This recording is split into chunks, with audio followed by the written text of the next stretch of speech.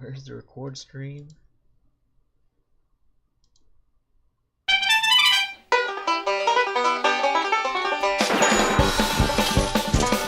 Yeehaw! I'm just kidding. We're not going to do that bullshit. Hey guys, this is Sigma is Greater. I'm here with my main man, Norcetto, and this is our inaugural episode of Competitive Corral. Let's get it.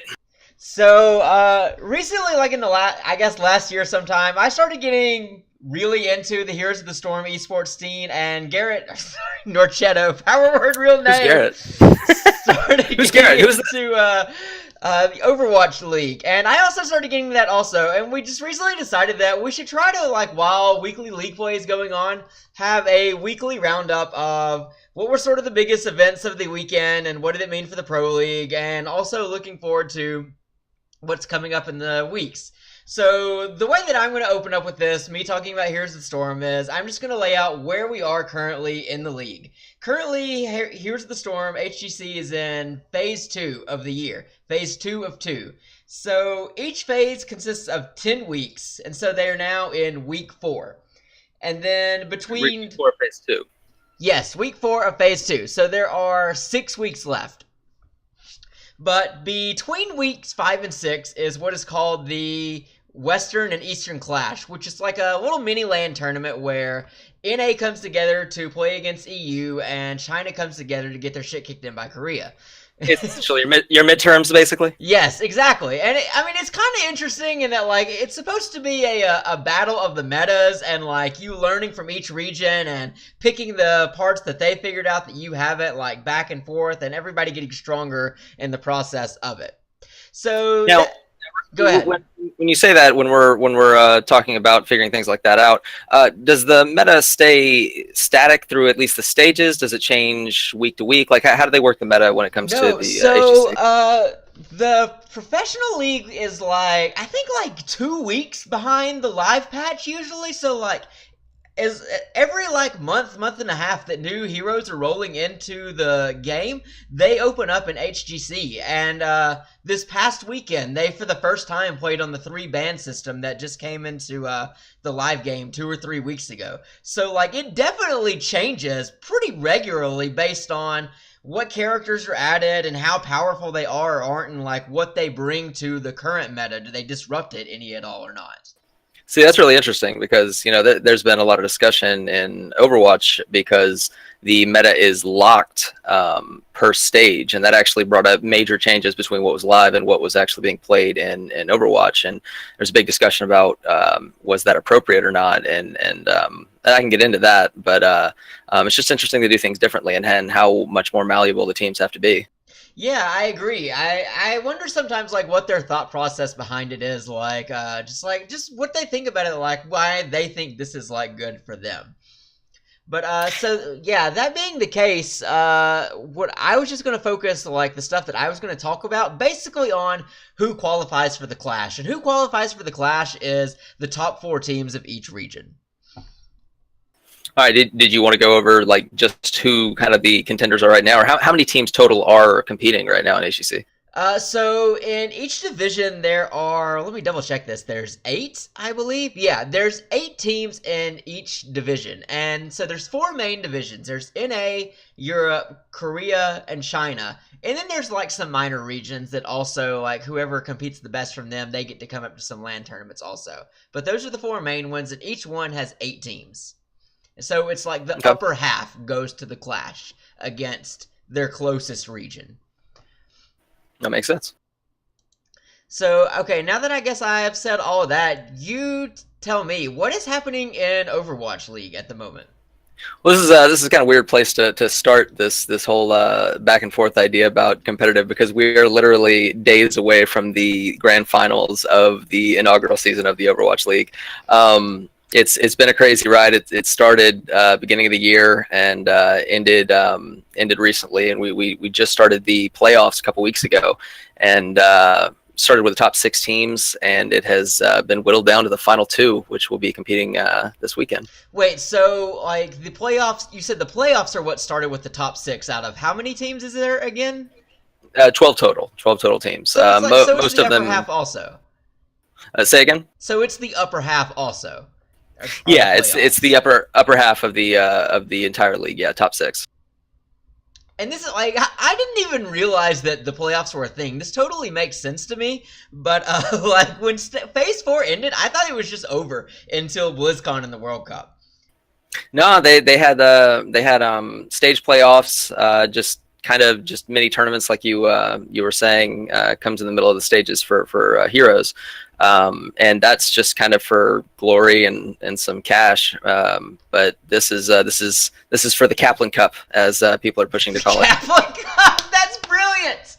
Right. Like He actually recently this past weekend he was at the arena. He's at the Blizzard Arena and walked out with the cup and yes. Congratulated everyone. But since then, yeah, there's been a push. The Kaplan Cup.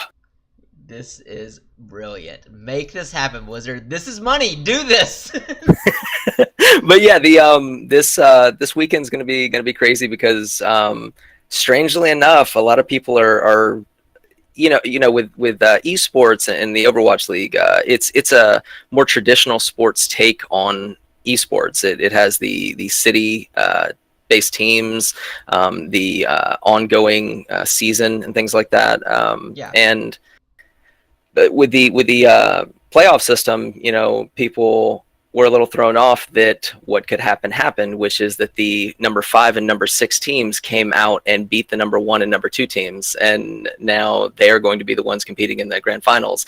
And the New York Excelsior, who has been number 1 the entire time, has been dominate the entire time, just got knocked out by the number 6 seed in the finals. So it's like March Madness in a sense, right? That like, I mean, you're putting the best against the quote worst, but like any given Friday or whatever day they play on, like that was the thing, is that New York was looking so strong. They were the number 1 seed going into it. The LA Valiant were number 2, and they also looked really strong. London was number 5, and they did really well at the beginning of this season, but they kind of fell off midway through and towards the end. And then they came into the playoffs just dominating, just kicking the crap out of everyone like it was a new team. And then Philly's just kind of been hot and cold all season, but they were able to make the playoffs. And yeah, they just came in. They've been looking just consistently strong. Their tanks especially have just been. They're not making mistakes. They're just doing everything right. Awesome. So this weekend is the finals, you said. So like, how does this game match work? Like, are they playing multiple matches in one night? Are they playing rounds per match? What is the format here? Okay, what they're doing is it's the best of 3 series. The series consists of best of 5 maps. Okay. The first of 3. So and what's going to happen is Friday, there's just going to be 1 match. It's going to be, 1 of 3. Whoever wins that's going to have an edge going into Saturday. And then Saturday, there's going to be Series 2 and Series 3 if needed.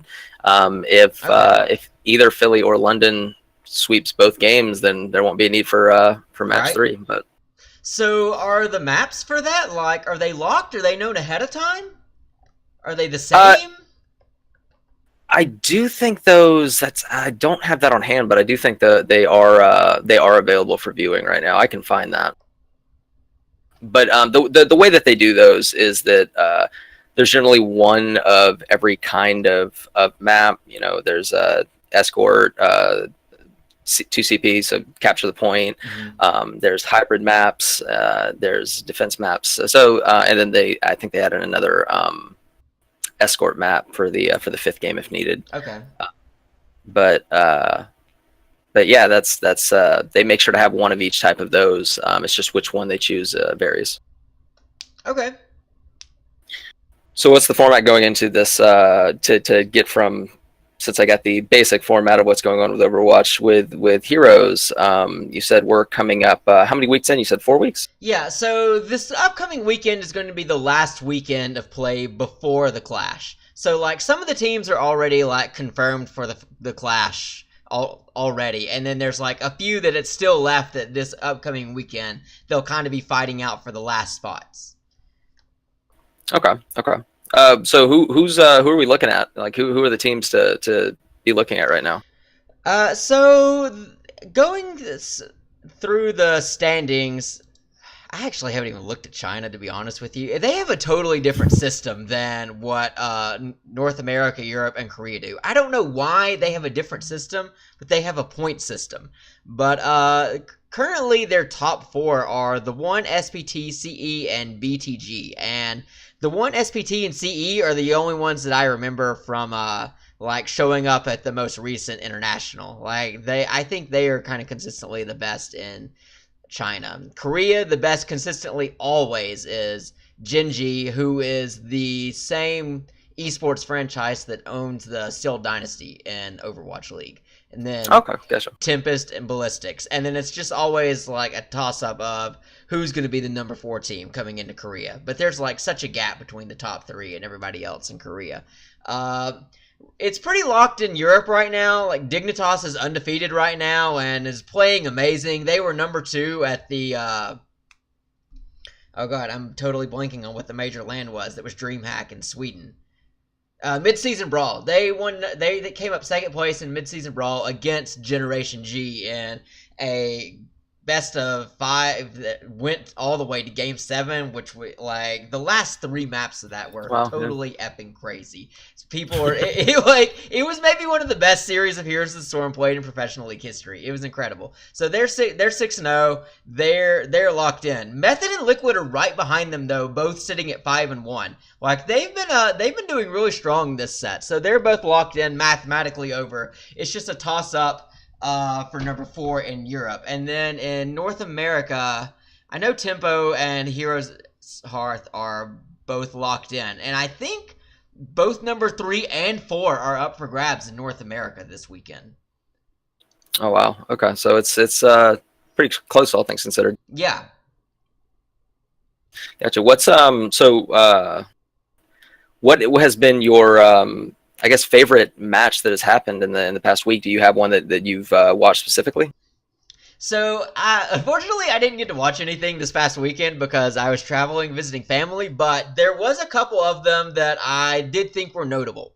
The first one that I thought was notable was, Leftovers and Fnatic didn't play each other, but they both had 2 matches this weekend, and currently, Leftovers is sitting right above Fnatic for the number 4 spot in Europe. And this is really notable because, like, this is a pretty stark fall off for Fnatic. Fnatic was last year the number 1 European team. They won the midseason brawl and then went 13-1 through phase 2 of last year to go all the way up to getting second place to currently now Gen G in BlizzCon last year. And what was pretty great about Fnatic wasn't just like their ass kicking, but also all 5 of their teammates were Swedish. So they had this. They legitimately at one point did a music video shoot for a Swedish boy band because that was like the meme of who they were in the esports community. But so at the end of that season, they let go of a couple of players. I'm gonna need a link to that. Oh yes, I will provide you with this later.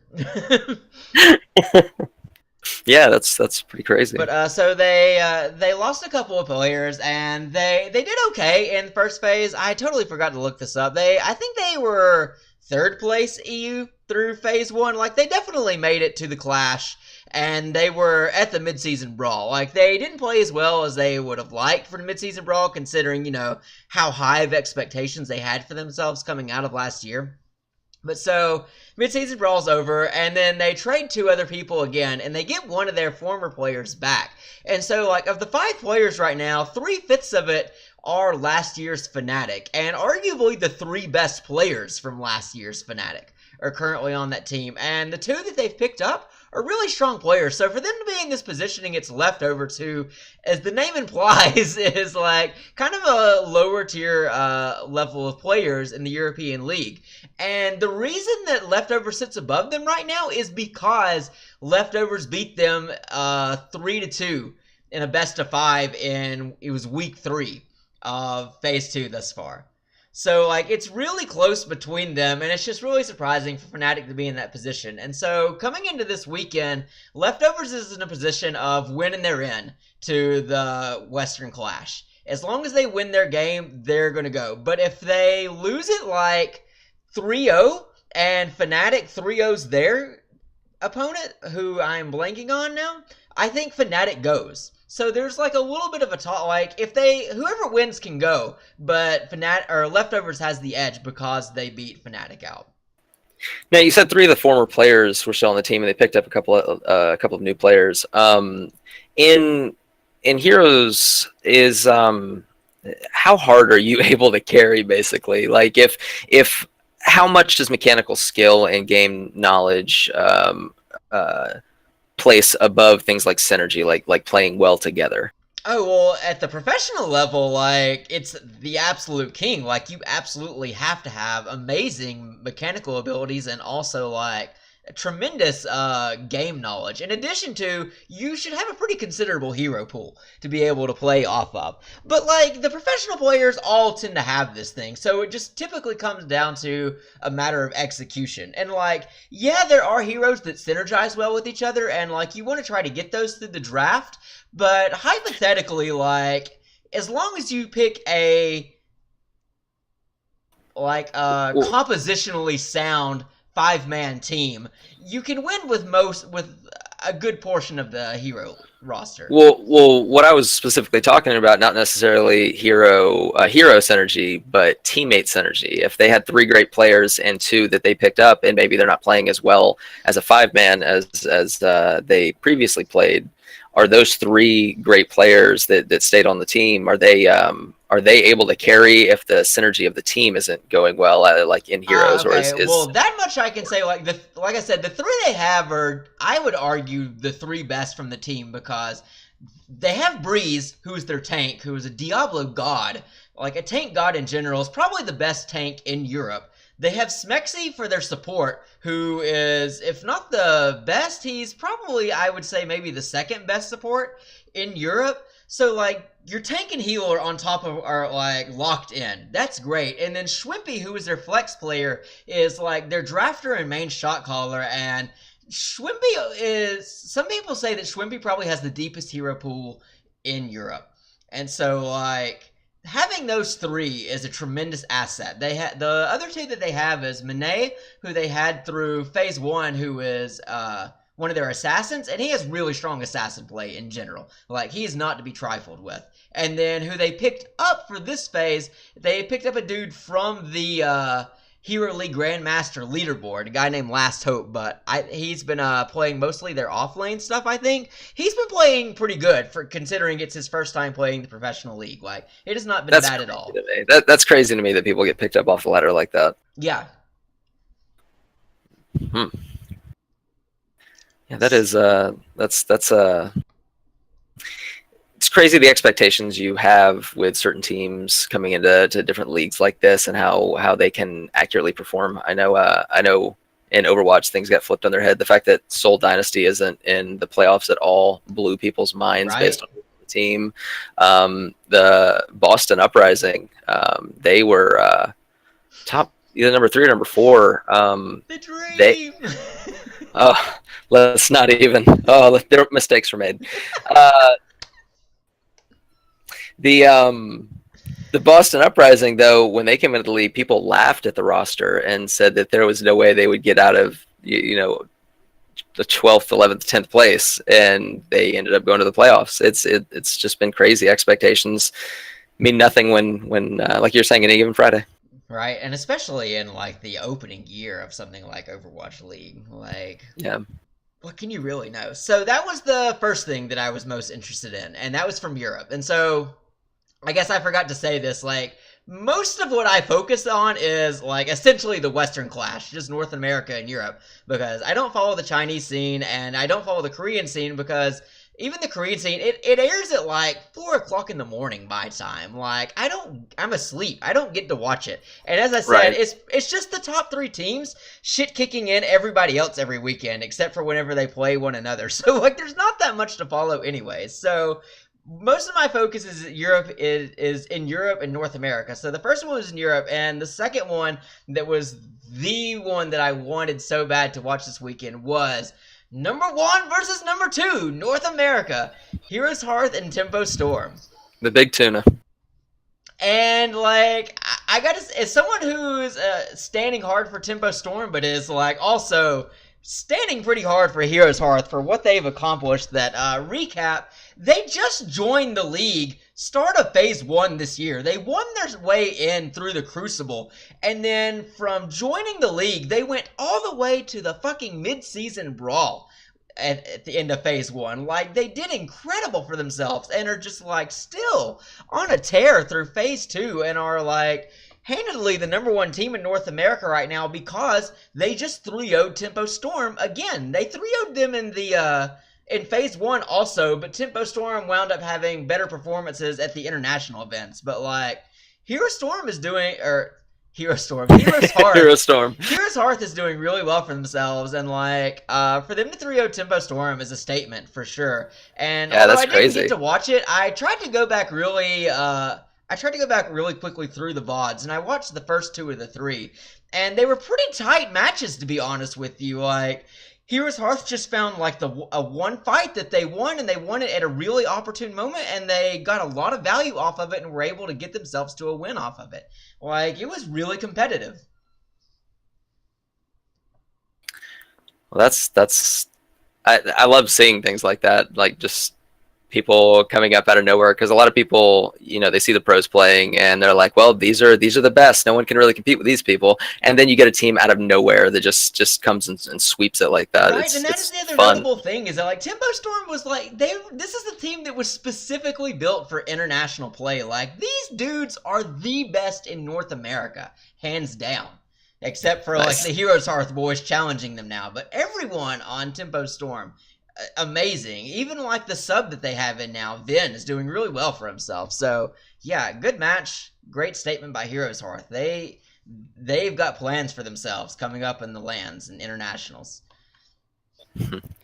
Well, I didn't even want to talk about a full series. I wanted to talk about one specific game. Yeah, go ahead. And that was the big one where Philly ended up knocking out New York. So, like I was telling you about the playoffs earlier, they were 3 games. One game was on Wednesday, and then 2 games were on Friday and 2 games were on Saturday for the semifinals and the quarterfinals, where there are 4 teams.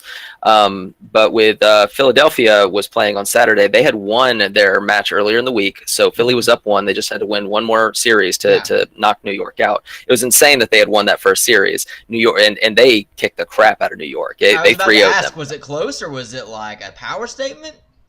No, okay. You have to understand that New York, they locked their place in the playoffs. Like very early 2 or 3 weeks into Phase 4, right? Like, I remember this happening. Like, Phase 4 was like halfway over at best, and it's like, New York's in. New York was in. They had been the rest of the phase, and that is a problem. That is a problem. There was rumors that they didn't really want to scrim so they could play Minecraft. That rumor circulated. I mean, like, I guess you've earned it at that point, but wow.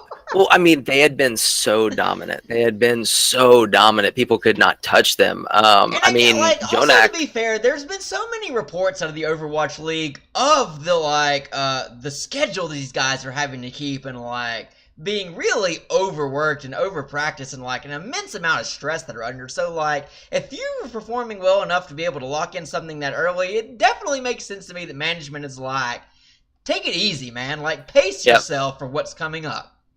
So that happened at early in Stage 4, and towards the end of Stage 4, they actually started losing a few games, and you could say that they were sandbagging, and people started asking questions about, you know, are they falling off because they're not practicing? And of course, there were, but they're dominant. They just don't really care right now. They'll be back for the playoffs. Well, so they faced off against Philly, and Philly had played the week before. In the quarterfinals. Against? They were playing against LA Gladiators, I believe. Okay. Who were respectable? Oh, yeah, absolutely. I mean, like, obviously, they're in the playoffs, so they are respectable, but I also know that Gladiators had a pretty good Phase 4 for themselves, right? Excuse me, I don't remember. I can't believe I forgot that. No, Gladiators played the Spitfire because of an amazing play the Gladiators pulled off, but we can get to that. Philly played Boston. They knocked Boston up rising. Okay. And Boston was ranked higher than them, but it was they actually ended up going all 3 games. Philly went 3-1 the first night, or the first round, and then Boston went 3-1, and then Philly went 3-1. So they ended up knocking Boston out. But they ended up so they played that week, whereas LA Valiant and New York Excelsior took the week off. They had a bye week. Oh, because of where they were in the seeding, right? Like that's Exactly. part of the benefit of where you go, right? Exactly, it's a top 6. You know, you can't really make a perfect bracket like that. Exactly. You gotta have bye weeks. So they came into it, and Philly kicked the crap out of them that first night. Kicked the crap out of them on Wednesday, and they didn't have to play again until Saturday. So they go in to Saturday, and as you said about that match in Heroes, this was one of the best matches of Overwatch I've ever seen. Yeah. It went 5 games. Philly won the first game. New York won the second, or the map. Philly won the first map. New York won the second map. Philly won the third map. New York won the fourth map. Back and forth. And then it got right down to the end on the 5th map. What was the last map? It was I can picture it. Let me double check this. Yeah, it was Dorado. And this is remind me, I'm still learning the maps of Overwatch as I'm playing through the game. This is a what type of map? Dorado's an escort map. Okay. There's 3 points. They were pushing it to the just before. No, it would all the way. Philly had made it all the way to 3 points, and New York got almost to the end on the 3rd point. And it was heartbreaking. I mean, you could see the looks in some of their faces, because they have the player cams, and New York didn't know what to think, man. I'm sure they've been just confident they were going to be a shoo-in for the grand final since like probably stage 2, maybe stage 1, and no, man, they got knocked out right there at the end. And New York does this funny thing where well, funny depending on who you're talking to, I'm sure, where they panic at the end when they're not doing well. And this happened a couple times at the end of stage 4, but it definitely happened on Dorado at the end, is that they panic and just start swapping heroes up. Like, it's not working, let's try something else. It's not working, let's try something else. And almost to the point where each individual player is like, I can make a difference if I do this. I can make a difference if I do this. And, Overwatch is very, very team focused game. So is there not a person on the team that's like the centralized sort of hero or character shot caller of, guys, this is the comp that we should run, and like, I know that generally on the fly got to decide, and each player should there should be some degree of confidence that they know what they're doing, but should there not be some plan?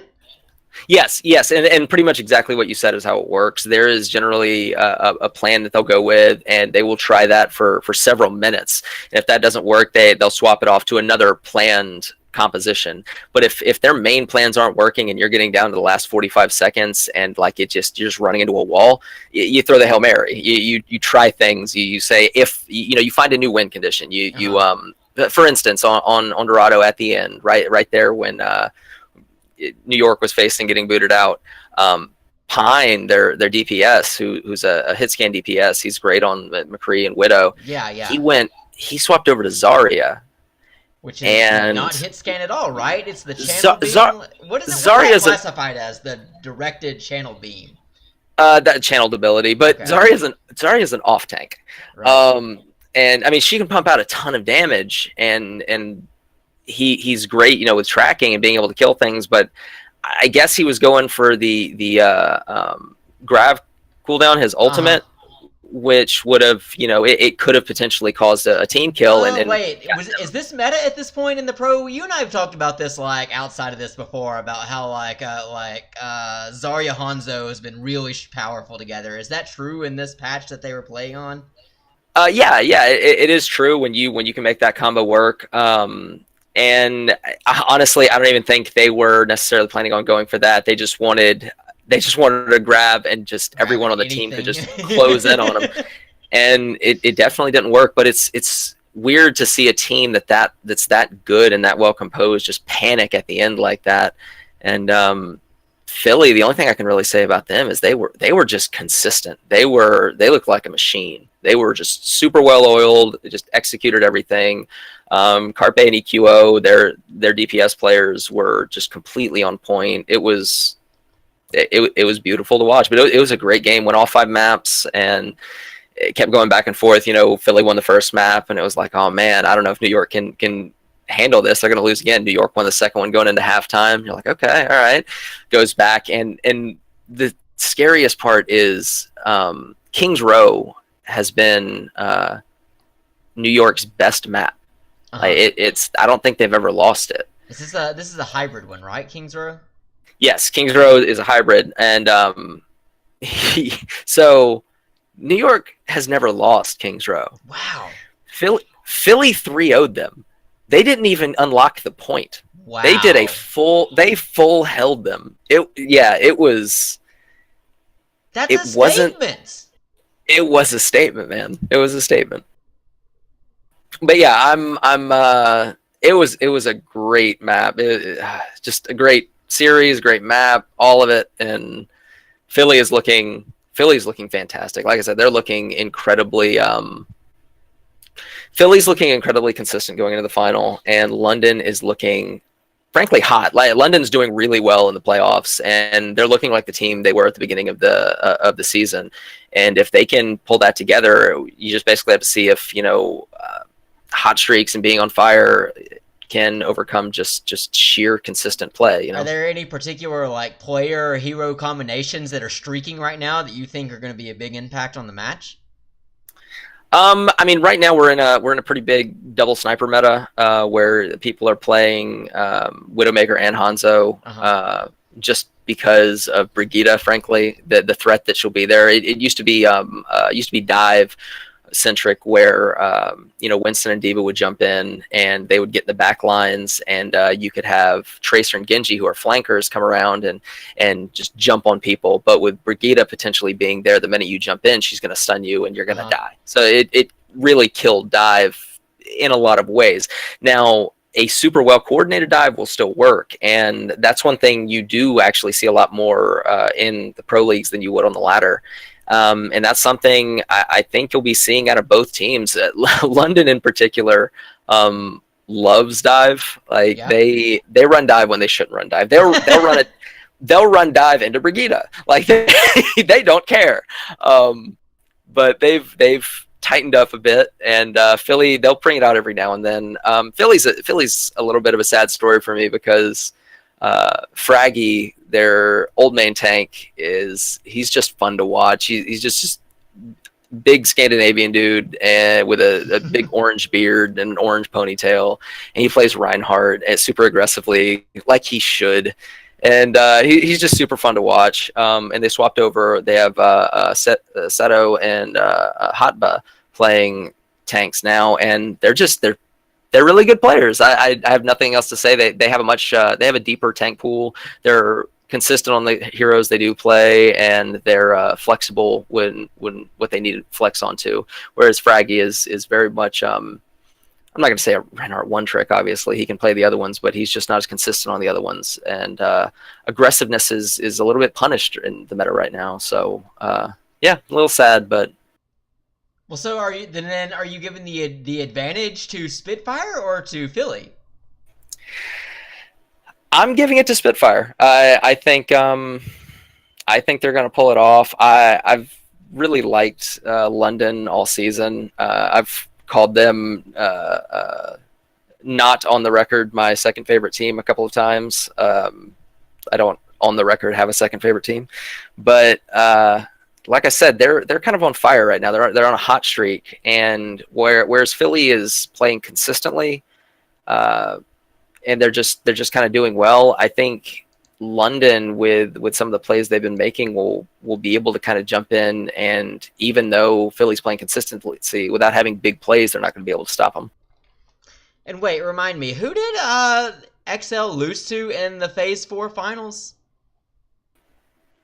Oh, in at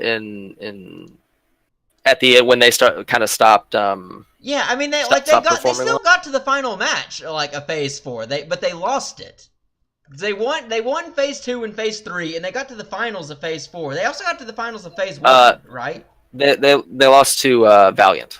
So Valiant won phase 4. Right. But Spitfire is who beat Excelsior phase 1. Correct. So okay, correct. what I was trying to remember was like, is this, if Spitfire wins this, will the Korean team have won every single aspect of OWL inaugural season? But Valiant got phase 4. Valiant got phase 4. Yeah, and it was a big deal for that to happen, and it's apparently been a pretty huge deal for New York to get knocked out for just who they are, man, especially in Korea, which is really funny because something I haven't touched on is, even though OWL is signing off, we still have All-Star weekends. We still have the World Championships, or the World Cup coming up with the country-based teams. But hold on one sec.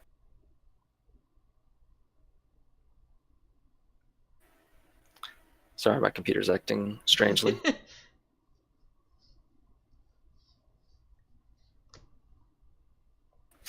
Sorry, but what I was saying is that the Korean people in Korea are apparently upset now that New York lost. They're like, well, why is our World Cup team a bunch of New York Excel players? They didn't make it to the finals. It should be the Spitfire people. Because Spitfire made it. Spitfire made it. Damn. Yep. Well, one thing that I still want to ask that is like in relation to OWL is, so well, wait, sorry, there's two things. Because the one thing I did want to ask, you were talking about the double sniper meta, and we were talking earlier about how Heroes is much more up to date on the patch they're playing on. Is the OWL patch that's being played for the finals the one pre-Hanzo nerf or post-Hanzo nerf in this double sniper meta? Oh, it's gonna be post. The finals are playing with pretty much current stuff, except for not super current because Hammond went in today, but he's not in competitive. That's a whole other thing. Okay, so then the other thing I wanted to ask was about, so in Heroes of the Storm, you can do, like, teams can do roster swaps basically right after either of the LAN events, the one mid-season and the one at the end of the season. But Overwatch League, I can't remember, I guess they're allowed to swap players between each phase? That I believe, yes, it's each stage they can acquire players up until a certain date. I believe I'm really not current with that info. I can look into that and get back to you at some point. So the question I want to actually ultimately get to is, do you think that, like, what has happened here with Excelsior in particular, do you think this is going to lead to some roster changes after these finals have played out? Like for New York? Well, I'm sure there will be some in general, but yeah, I guess I am most interested in New York because, like, they really played so well together all season and just, like, kind of lost a little bit of steam at the end. And so, like, I really wonder how they're, especially getting knocked out of their first match out of the finals, I wonder if that's going to shake some, like, confidence in, like, the team structure and if they're going to do something about it. There's also something to be said, something I didn't really touch on, of them not being able to kind of adapt to the current meta.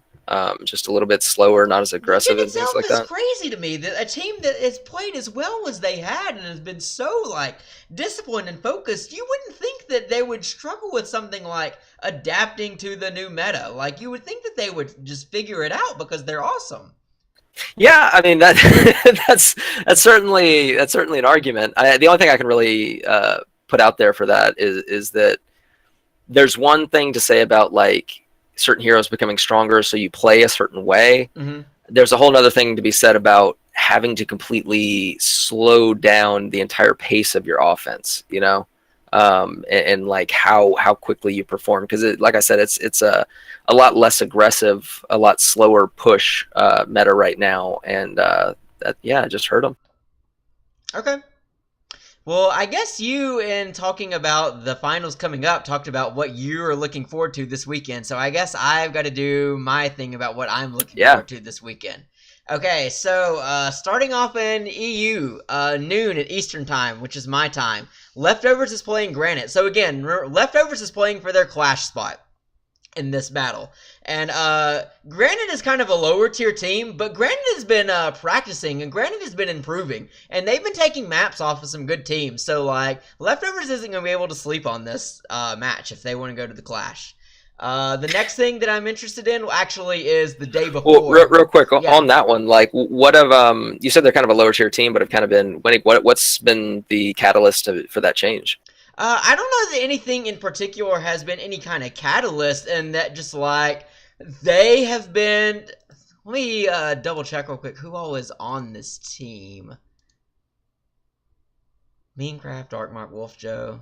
Yeah, like they're a team that has kind of like drifted around the bottom, but like I think they're just like kind of being steady with themselves and playing the best they can, and it's happening at the same time that Monkey Menagerie, who is a bit of a meme team, is like because and that they've openly said that like because they're all going back to school, they're putting in a lot less time into practice, and like they're basically just putting in enough to kind of get through the weeks to play, and like they're just trying to stay in the league and aren't really pushing for more than that. But they're sitting in the bottom two spots right now. They're bound for the Crucible, and then the other one is Zealots, which has been really crazy in that like they've just tanked, and it's been after they got Quacknix, who was the former shot caller of Fnatic.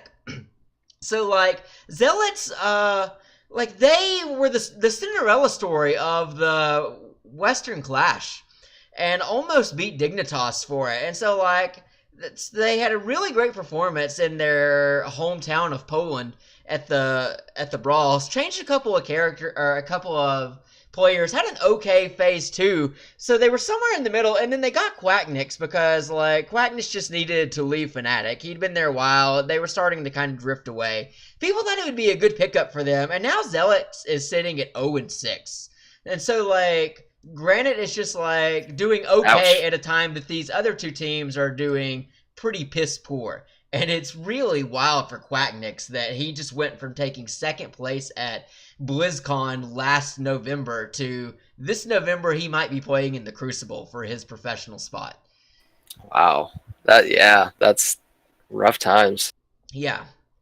So then the other European game that I'm interested in is the day before, actually, Friday, 2 p.m. Number 2 versus number 3, Method versus Liquid. Like, as I was saying earlier, they're both locked in for the Clash, but they're both 5-1, and like these are both like these guys are like they sponsor WoW raid teams and like PvP teams, I'm pretty sure, right? Like these are actually professional esports teams, Method and Right. Liquid. So Right. like they're really trying to make a statement for themselves in the European scene against Dignitas right now and being above Fnatic. Like they're playing with some pride. So that's going to be a really good game between those two that afternoon. What out of those two, like let's just pick that game right there between Team Liquid and Method. Who do you think can perform? What makes one team better than the other? I think I have to give the edge to Method at the moment, just in how they came off of this past weekend. Liquid dropped a couple of maps to, I think it was Granite, whereas Method won theirs like 3-1. So I think Method might be clicking slightly better on, like, at least they were this past weekend. Who knows what scrims are going to hold this week and what Liquid is going to learn and what they might pull out for Method. But at the moment, if I had to pick one, I would give the momentum vote to Method. I gotcha. All right, points to Method then. We'll see how that plays out. I will bring that back up with you. And so then the last things are, oh my god, oh wait, no, it's Friday and Saturday. So Friday in North America, 7 p.m. Eastern, is going to be Freedom versus Octalysis. Octalysis is in a kind of, right? Octalysis is in a weird state in that they were last year the number one team. They ended phase 2 as the number one team in North America, but have had a really, really bumpy road through phase 1 and into phase 2 right now. But I had a note here about Freedom is just one game ahead of Octalysis, actually. Remember I told you, like, the number 3 and number 4 spot in North America are really up for grabs this weekend. Based on what happens, it's really a toss-up who's going to go to the Clash. So it's 3 versus 5, but Freedom is just one head of game of Octalysis, and depending on how Endemic plays against Tempo, Octalysis might be able to go. There's actually a post up on the Hero subreddit right now that writes out all the different like win scenarios and map scenarios of how Octalysis gets in, but I'm not going to bother going into all of that. Just that's going to be an interesting game to see. And then the other one is my boys Tempo Storm versus Endemic. TS. And so, well, because they lost 3-0 against Heroes Hearth last weekend, like, they're needing bounce back against Endemic, who is the number 4 team. The one thing that I will say about Endemic has had some really interesting off-season, like the 2 or 3 weeks after the mid-season brawl, roster swap drama. But the guy that's leading their team is a guy named Michael Udall. He's a former Heroes of the Dorm star, played at Arizona State. But this past season of the just like game league of Hero League, which just reset a few weeks ago, Michael Udall was the #1 grandmaster in North America by a pretty wide margin. And like he kind of just like went into try hard mode. Like he was looking at what was going on with his team and where he was and like where he wanted to be, and it's like, damn it, I want to go to BlizzCon. And he knew the changes that were coming up. He knew he was going to be moving up to support. So he just started grinding his ass off in Heroes League, playing supports, and got #1 and just like kept going at it. So like I got mad respect for the guy, and his stream is really informative if you ever catch it. Like you'll learn a lot watching him because he shot calls all of his games. So like that's how he's been able to get such a win rate that he's gotten, is he just like goes full pro mode and coaches his entire team to like, he's had like an 80% win rate in the Grandmaster. That's one of my favorite things. At some point. That's one of my favorite things when I'm watching either streamers or YouTube videos on pro players and people that do their streams and post them, is to actually hear pro shot calls and what that sounds like, and that's the decision making. The decision making, like what's going through their mind, what the win condition they're trying to reach, and just micro decisions that they make that just can, if you can pay attention, can vastly improve your own game. Yeah, for sure. So yeah, I expect Tempo Storm to win that. I hope they win that and like take care of business. But like I'm kind of just always like with a side eye watching how Endemic is doing and where they're going to go. And then I also wrote out in Korea that Gen G is going to be playing Ballistics, so it's one of the top 3 teams. It'll be a good matchup. And then Miracle is fighting Blossom for whoever wins that, I think, gets the last Clash spot. But that's all I got on my list for HGC for the upcoming weekend. All right, man. Well, yeah, it's I'll definitely look forward to seeing some of those closer matches and see if. So when are the finals matches in Overwatch League? You didn't give the day and time that these start. These are going to be starting on Friday night at 6 p.m. That's Central. That's where I'm at. It's going to be the first match, and then series number 2 is going to be at 3 p.m. Saturday, the 28th. If it's 1v1 at that point, then around 5 o'clock they will have match 3. Oh man, we should maybe watch this then, since I'll be down. Yeah, if you're going to, I know we have a friend's birthday this weekend, so we'll see if we can time it around that. But hopefully we can see someone crowned the victor of the Kaplan Cup. I am making that a thing. That's happening. And one thing that we didn't point out, and for good reason, but I'll go ahead and pull the Band-Aid off, is obviously you're pulling for your boys, Tempo Storm. I haven't really mentioned my favorite Overwatch team because, unfortunately, my Houston Outlaws did not make the playoffs next year, guys. They had some really good runs through the phases. Like, didn't they come up at like number 7? Didn't they just miss out? Like, and it came down to like the last few matches of the season. You were talking about someone on the subreddit like writing up a bunch of different scenarios. That happened here as well, and it had to do, I can't even remember. It was something where like Gladiators had to beat this team, but only by this many maps, and Philly had to knock this team off, and then we had to beat this team by this many maps, and long story short, it didn't happen. They had a dark pit they hit at one point, I think early phase 4, right? But then they won some matches and started to come back out of it, and it's like, they just got to win a few more, but then like the last few matches they had were like some pretty strong teams. Well, what ended up happening? Like stage 1, they came out so strong, and they were in the stage 1 playoffs, and they ended up getting beat by the London Spitfire, which was the only time London ever beat the Outlaws. We beat them every time during the regular season. Right, amazing. It's incredible. I love it. But then they came back for stage 2, and like they were in a dark place, man. Like they felt like they should have performed better, and then they lost a match they shouldn't have, and there were some they meta just kind changes of started here too, right? questioning You said their like Tracer was suddenly crazy strong, and they didn't have a Tracer player, and Junkrat was no longer effective. And didn't have a Tracer player, and like yeah, they're trying to put Jake on Tracer, and he's fine, he's okay. One thing that really speaks to where Jake is on Tracer and the fact that the Outlaws put him on Tracer and how bad we needed one is that when we played New York, they put Jake on Tracer. Sabiolbi is New York's Tracer player, and he will hunt people down. He will hunt people down and take them down. Jake, correct me if I'm wrong, this dude is arguably the best Tracer in the world, Sabiolbi. He is self-proclaimed best Tracer in the world. That was hilarious. But yeah, he goes around and hunts people down. They put Jake on Tracer not to fight Sabiolbi, literally to just annoy him, to prevent him from hurting the team. And here's the best part: it didn't work. He ignored Jake and just kept killing the team. Oh my god. So, but we needed one, and like there were some questionable coaching decisions, and a lot of people that they self-admittedly were in a pretty bad place, and they finally kind of got their shit together and started performing a little bit better in stage 3. Stage 4 started off a little bit shaky, but yeah, like you said, they kind of put it together, and they were looking really good by the end of it.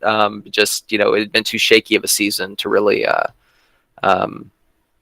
secure a spot. I feel like looking through social media accounts of various people and just like viewer attitudes and stuff, it seemed to me like Outlaws kind of got picked by the community as maybe like the sweethearts of the league. If not maybe not the Cinderellas, but like they're just kind of a scrappy group of dudes that nobody like had high expectations for.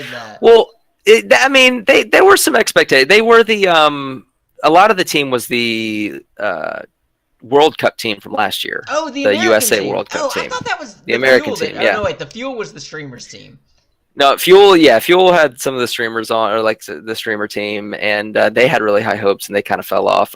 But to go to that, Dallas has the #1 fan following according to like bits donated on Twitch, and Outlaws are #2. Of course, classic Cowboys. It's Jerry World.